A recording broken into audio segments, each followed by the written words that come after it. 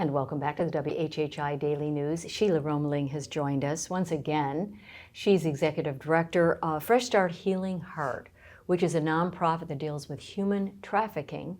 You've been on our program, many times. Yes. To again raise awareness about this serious issue. And so actually this month is Human Trafficking Awareness Month. And so once again, we want to maybe review some of the statistics and how pervasive it is in the world and in this country and even South Carolina for sure. So welcome and thank you for being with us. Thank you for allowing us to always bring this awareness. That's one of the biggest ways to fight human trafficking is awareness and what to look for and things like that. I brought some stats with me that I wanted to share, and this is from the United Nations, and that is today 49.6 million people are enslaved, with 12 million of that being children. Now these are worldwide stats, but if you look at that, that's just the ones that are being found. Right. That's not even the ones that are not being found. And if you understand any kind of abuse, often there's more going on than that's actually being reported. Right. And so that's the same here, is that it's huge numbers, well beyond that.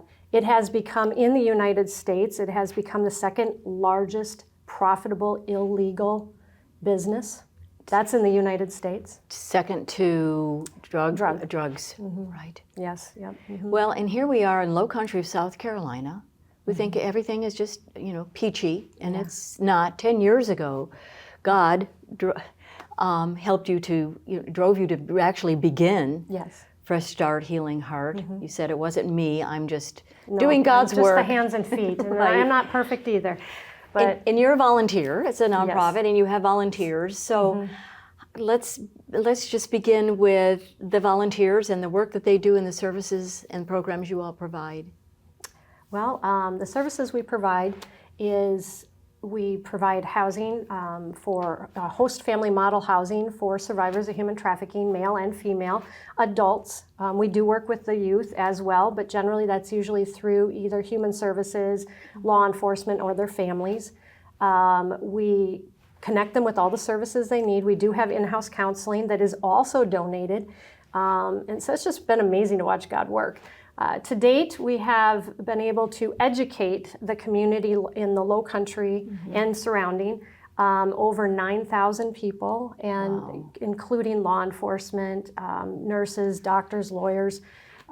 We've been able to go into churches and schools and help educate that way. With that being said, we've also worked with, touched the lives of 38 survivors. We have housed 18. And still are working with around 7, and it's a process, and so we don't work numbers big, we work very small because we walk beside them as long as they need us.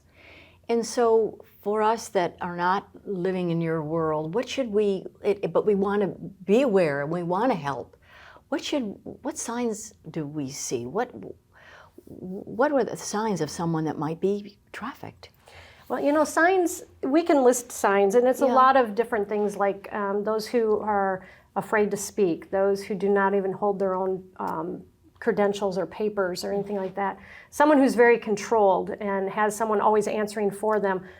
These are just some of the things, but it's not one of the things. So meaning, no matter what, if you went to our website at freshstarthealingheart.org and you looked at all the different signs there are, it isn't just one.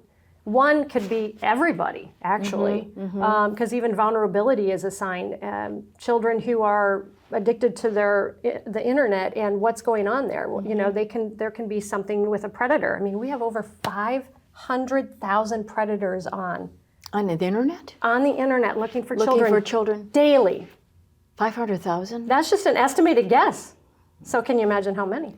And that's 24/7. We're trying to protect our kids how many hours a day, but they're on there 24/7. Wow, with the internet and phones, it's completely changed the landscape. It's made it so that you cannot protect your children like you thought.